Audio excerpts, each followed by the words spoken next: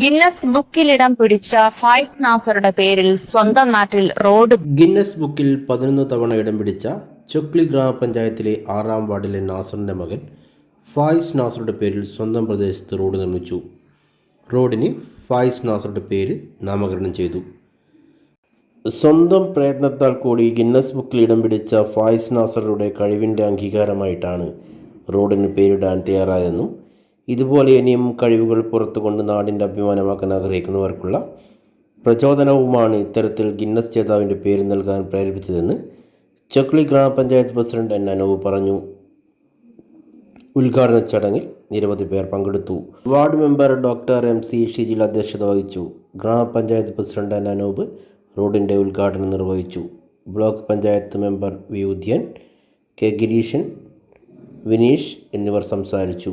Peringalam news, Panoor.